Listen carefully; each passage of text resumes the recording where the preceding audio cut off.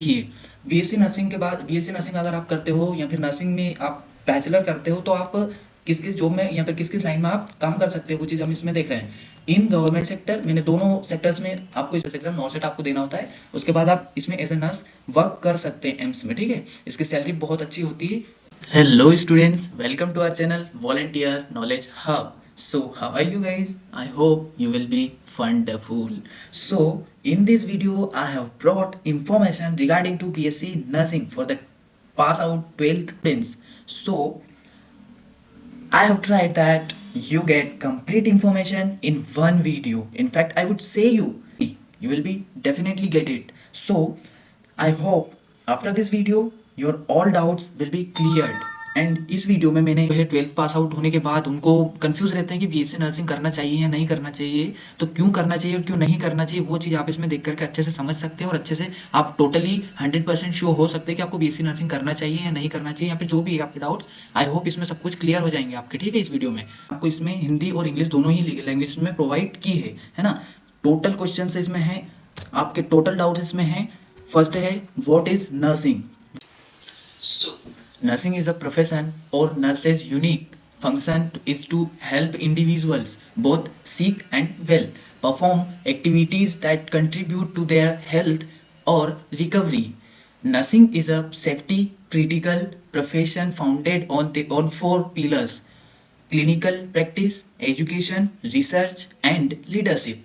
So, nursing एक profession है जो कि किसी इंडिविजुअल पर्सन की हेल्प करती है बीमारी के समय एंड कुछ ऐसी एक्टिविटीज परफॉर्म करती है जो कि पर्सन की हेल्थ या क्लाइंट्स की हेल्थ या फिर पेशेंट की हेल्थ, कुछ भी समझ सकते हैं, उसकी हेल्थ को रिकवर करने में हेल्पफुल होती है ना।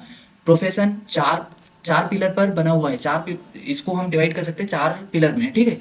फर्स्ट है क्लिनिकल प्रैक्टिस में आप बहुत मतलब इसमें क्लिनिकल प्रैक्टिस में काम कर सकते हैं, यानी कि हॉस्पिटल वगैरह हम जो काम करते हैं, जो हॉस्पिटल में काम रहता है प्रैक्टिकली जो काम करना पड़ता है उसको बोलते हैं, वही क्लिनिकल प्रैक्टिस में आएगा। सेकंड है दूसरा एजुकेशन, ठीक है। एजुकेशन यानी कि टीचिंग लाइन में आप जा सकते हैं, टीचिंग सेक्टर में आप जा सकते हैं, किसी भी कॉलेज में, प्रोफेशनल कॉलेज में, नर्सिंग कॉलेज में, मेडिकल कॉलेज में आप टीचिंग कर सकते, मतलब पढ़ा सकते हैं, ठीक है। एक एज ए ट्यूटर आप उसमें पढ़ा सकते हैं। थर्ड है रिसर्च।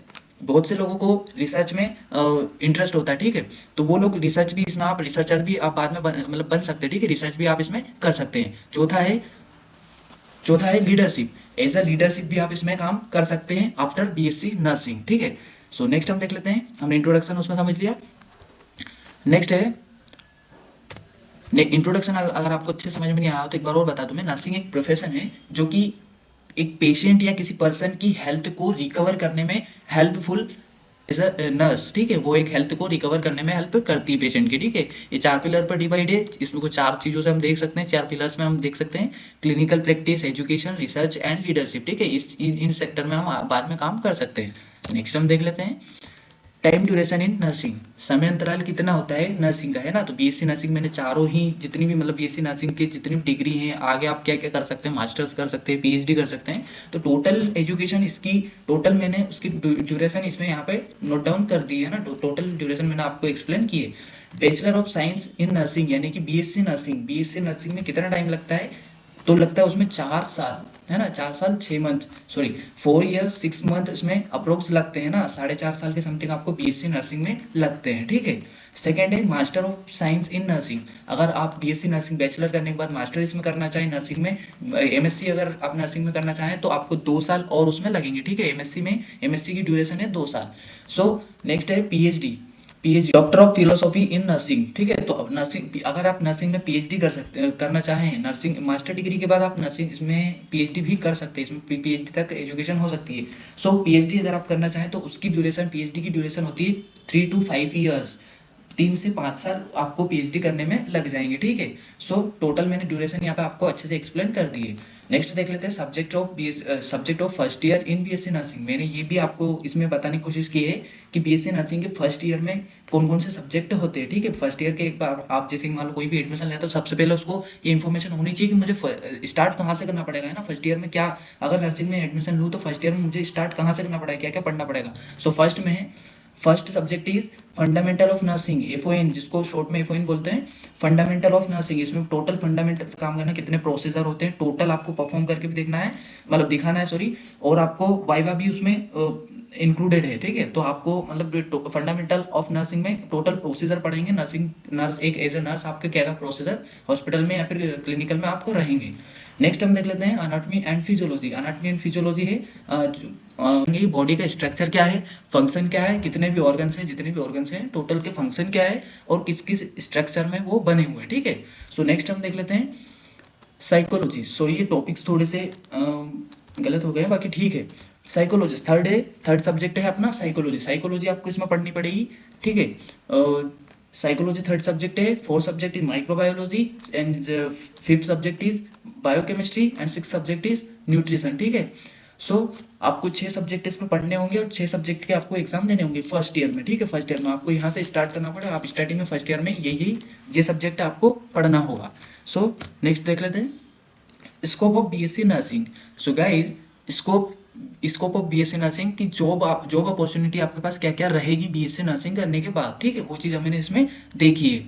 बीएससी नर्सिंग के बाद बीएससी नर्सिंग अगर आप करते हो या फिर नर्सिंग में आप बैचलर करते हो तो आप किस किस जॉब में या फिर किस किस लाइन में आप काम कर सकते हो, वो चीज़ हम इसमें देख रहे हैं। इन गवर्नमेंट सेक्टर, मैंने दोनों सेक्टर्स में आपको इसमें डिवाइड करके ही मैंने आपको एक्सप्लेन किया है। गवर्नमेंट जॉब भी बताइए, गवर्नमेंट सेक्टर भी बताया और प्राइवेट सेक्टर भी बताया। So government sector is AIIMS hospital, first है एम्स हॉस्पिटल। आप गवर्नमेंट में एम्स हॉस्पिटल जो होते हैं, प्रोफेशनल हॉस्पिटल्स होते हैं, सुपर स्पेशलिस्ट हॉस्पिटल होते हैं, जो गवर्नमेंट हॉस्पिटल होते हैं एम्स, उसमें आप जॉब कर सकते हैं, है ना। नॉर्सेट इसका एग्जाम होता है, इंट्रेंस एग्जाम नॉर्सेट आपको देना होता है, उसके बाद आप इसमें एज ए नर्स वर्क कर सकते हैं एम्स में, ठीक है। इसकी सैलरी बहुत अच्छी होती है, अप्रोक्स 70,000 स्टार्ट होती है, स्टार्टअप होती है ना, 70 to 80,000 इसकी स्टार्टअप सैलरी होती है एम्स की, ठीक है। नॉर्सेट एग्जाम आपको क्लियर करना पड़ता है। सो ठीक है, स्टाफ नर्स आप एक एज ए स्टाफ नर्स भी गवर्नमेंट सेक्टर में, गवर्नमेंट हॉस्पिटल जितने भी होते हैं उनमें एज ए स्टाफ नर्स भी आप काम कर सकते हैं, ठीक है। नेक्स्ट देख लेते हैं सीएचओ, कम्युनिटी हेल्थ ऑफिसर। ये कम्युनिटी हेल्थ ऑफिसर में भी आप काम कर सकते हैं। यहाँ पर जो गांव में या फिर प्राथमिक जो स्वास्थ्य केंद्र होते हैं गांव में, उनमें कम्युनिटी में आप कम्युनिटी हेल्थ ऑफिसर भी काम इसमें कर सकते हैं, ठीक है। ये भी गवर्नमेंट सेक्टर है, कोई गवर्नमेंट जॉब है, ठीक है। नेक्स्ट है एनएचएम। एनएचएम में भी आप काम कर सकते हैं, national health mission. National health mission as a government आप इसमें काम कर सकते हैं। इसमें ये सब आपकी वैकेंसीज गवर्नमेंट निकालती है, बहुत ज़्यादा वैकेंसीज निकालती है सबकी। सो नेक्स्ट है CGHS. CGHS central government health scheme, ये भी एक वैकेंसी निकलती है, गवर्नमेंट वैकेंसी है, इसमें भी आप काम कर सकते हैं, है ना। नेक्स्ट है ESIC, employees state insurance corporation. आप ये भी गवर्नमेंट सेक्टर है, आप इसकी भी वैकेंसी निकलती बाद में, इसमें भी आप वर्क कर सकते हैं एज अ नर्स, ठीक है। सो नेक्स्ट है RRB, railway requirement board, railway recruitment board. आप रेलवेज में भी काम कर सकते हैं, रेलवे में बहुत ज़्यादा रिक्वायरमेंट होती है एज अ नर्स की, तो आप रेलवेज में भी फॉर्म भर सकते हैं नर्सिंग करने के बाद, बैचलर ऑफ बीएससी नर्सिंग करने के बाद, ठीक है। सो नाउ प्राइवेट सेक्टर्स इसमें देख लेते हैं। प्राइवेट सेक्टर इसमें क्या क्या रहेंगे, आप प्राइवेट सेक्टर में क्या क्या जॉब कर सकते हैं। सो प्राइवेट सेक्टर में फर्स्ट है ट्यूटर, एज ए टीचर भी आप एज ए टीचर आप प्राइवेट में भी, जैसे प्राइवेट टोटल जो कॉलेज होते हैं, है ना, टोटल नर्सिंग कॉलेजेस होते हैं, मेडिकल कॉलेजेस जो भी होते हैं, सभी में आप एज ए ट्यूटर भी मतलब वर्क कर सकते हैं, ठीक है, जॉब कर सकते हैं, टीचर आप उसमें जॉब कर सकते हैं, ठीक है।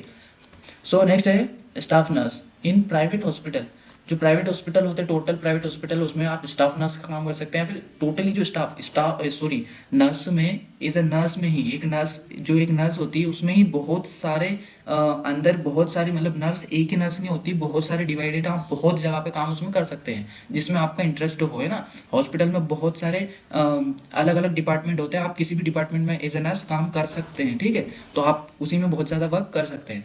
नेक्स्ट है प्रिंसिपल ऑफ कॉलेज, यानी कि कॉलेज जो कॉलेजेस होते हैं, नर्सिंग कॉलेजेस होते हैं, उसमें आप एज अ प्रिंसिपल भी वर्क कर सकते हैं, आप प्रिंसिपल उसमें बन सकते हैं, ठीक है। जो कि नर्स प्रिंसिपल उसमें सैलरी आपको बहुत अच्छी मिल जाती है, बट ये सिर्फ आप प्रिंसिपल तभी बन सकते हैं जब आप PhD नर्सिंग में कर सकते हैं, कर लियो, ठीक है। नर्सिंग में आपको उसके लिए PhD करना होगा, तभी आप प्रिंसिपल बन सकते हैं। अगर गाइस आप जैसे BSc नर्सिंग कर ली, उसके बाद MSc नर्सिंग कर लिया, कोई दिक्कत नहीं, जॉब करते टाइम आप कर सकते हैं MSc। सो MSc करने के बाद आपने PhD कर ली, तो PhD करने के बाद आप एज अ प्रिंसिपल वर्क कर सकते हैं, किसी भी कॉलेज का आप प्रिंसिपल बन सकते हैं। सो नेक्स्ट है डायरेक्टर ऑफ नर्सिंग, नर्सिंग के डायरेक्टर भी बन सकते हैं, डायरेक्ट कर सकते हैं पूरे नर्सिंग स्टाफ को या फिर नर्सेज को। नेक्स्ट है केयर प्रोवाइडर, ठीक है, आप किसी भी किसी मतलब लोगों को केयर प्रोवाइड कर सकते हैं, एज अ केयर प्रोवाइडर आप वर्क इसमें कर सकते हैं प्राइवेट सेक्टर में भी, ठीक है। और भी बहुत सारे प्राइवेट सेक्टर्स होते हैं, ये मैंने सिर्फ आपको जितनी भी इंफॉर्मेशन में से हो पाई वो उतनी मैंने आपको प्रोवाइड की है, बाकी और भी बहुत सारे प्राइवेट सेक्टर्स होते हैं, ऐसा कुछ नहीं है, इतने ही। और नर्सिंग में इतने स्कोप्स होते हैं गाइस, वोकेबलरी जो है वो बहुत अच्छी है, या फिर स्पोकन जो है बहुत अच्छी है, तो आप अब्रोड भी वर्क कर सकते हैं, विदेश भी आप जा सकते हैं, दूसरे देशों में भी आप काम कर सकते हैं, बहुत सारे देशों में, ठीक है, दूसरी कंट्री में भी आप जा सकते हैं। सो नेक्स्ट देख लेते हैं अप्रोक्सीमेट सैलरी, सामान्य वेतन इसका क्या रहेगा, ठीक है। सो सामान्य वेतन इसका क्या रहेगा, अप्रोक्सीमेटली सैलरी अगर हम इसमें देखें तो मंथली अगर देखें तो मंथली इसमें आपको कम से कम 15,000, ठीक है, 15,000 एंड ज़्यादा से ज़्यादा आपको 4 लाख रुपए, ठीक है, 4 लाख रुपए तक आप इसमें कमा सकते हैं, और कम से कम 15,000 से तो 4 लाख तक आप इसमें कमा सकते हैं, एज एवरेज सैलरी मैंने मंथली की आपको बता दी है इसमें, ठीक है। सो ईयरली अगर हम देखें पर एनम की अगर हम देखें इसमें तो 4 लाख से 8 लाख एवरेज सैलरी होती है एज ए नर्स की। नर्सिंग करने के बाद आप 4 लाख से 8 लाख तक आप इसमें कमा सकते हैं, ठीक है। आप ना जॉब करने के बाद आपकी सैलरी इतनी हो सकती है पर ईयर, ठीक है, पर ईयर। सो इसमें भी मतलब सब डिपार्टमेंट या फिर जो भी आप सब आइडियाज है कि डिवाइड रहते हैं कि आप किस सेक्टर में काम कर सकते हैं, मतलब ये सब डिपेंड रहता है कि 4 लाख आप कैसे कमा सकते हैं या फिर 15,000 आप कैसे कमा सकते हैं, दोनों में बहुत डिफरेंस है गाइस। अगर आपको बहुत ज़्यादा एक्सपीरियंस है या फिर आपकी एक्सपीरियंस और आपकी जो है स्किल्स पे डिपेंड करता है आप कितने कमाते हैं, बट इसमें एक एवरेज सैलरी मैंने इसीलिए बताई है कि 4 लाख तक आप कमा सकते हैं अगर आप इसमें परफेक्ट बन सकते हैं नर्सिंग में, या फिर आप में टोटल स्किल्स है तो आप इसमें 4 लाख तक कमा सकते हैं मंथली, ठीक है। अब वो कैसे कमा सकते हैं उसका एक अगला वीडियो, उसमें बहुत सारे आइडियाज हैं, ठीक है। नेक्स्ट इसमें 8 लाख तक भी कमा सकते हो, तो वो एक स्किल्स और आपके जो है कॉन्फिडेंस, आपकी पर्सनालिटी पर डिपेंड करता है कि आप 8 लाख तक कैसे कमा सकते हैं इसमें, बट ये सैलरी रियल है। सो नेक्स्ट देख लेते हैं नोट, इसमें मैंने नोट किया हुआ है, you can go for work abroad easily after two BSc nursing. BSc nursing के बाद आप इजीली अब्रोड भी वर्क कर सकते हो, और आप अगर अब्रोड जाते हैं नर्सिंग में एज ए नर्स तो आपकी सैलरी वहाँ पे बहुत अच्छी होगी, है ना। तो वहाँ पे बहुत सारे लोग मतलब वहाँ पे काम करते हैं, ऐसा कुछ नहीं है, विदेश में बहुत ज़्यादा आउटर कंट्री में बहुत सारे लोग एज ए नर्स वर्क कर रहे हैं इंडिया के ही, तो आप वहाँ पे भी जाकर काम कर सकते हैं, बट उसके लिए आपकी इंग्लिश बहुत अच्छी होनी चाहिए, ठीक है। आपको फर्स्ट ईयर से ही आपकी इंग्लिश स्टार्ट करनी पड़ेगी, इंग्लिश स्पोकन स्टार्ट करना पड़ेगा, एंड आपकी इंग्लिश परफेक्ट करनी पड़ेगी 4th ईयर तक, ठीक है। सो यहाँ पर हमारी वीडियो एंड होती है गाइज। अगर आपको इसमें कुछ भी अगर डाउट है, अभी भी कुछ डाउट है, तो आप कमेंट सेक्शन में कर सकते हैं, मैं आपको उसका जवाब उसमें दे दूंगा, या फिर उसके वीडियो अगर आप दूसरा चाहते हैं या फिर कुछ भी जानकारी के ऊपर वीडियो चाहते हैं, या फिर किसी भी दूसरे सब्जेक्ट से भी रिलेटेड आप वीडियो चाहते हैं, जैसे बीपीटी हुआ, ओटी टेक्नीशियन हुआ, बहुत सारे ऐसे डिग्रीज हैं, डिप्लोमाज हैं, उनसे रिगार्डिंग में आप अगर कुछ भी इंफॉर्मेशन चाहते हैं तो आप मुझसे बता सकते हैं कमेंट सेक्शन में, मैं आपको उससे रिगार्डिंग भी इंफॉर्मेशन प्रोवाइड कर दूंगा, ठीक है। So thank you guys, and if you have not subscribed yet, so please subscribe before to go.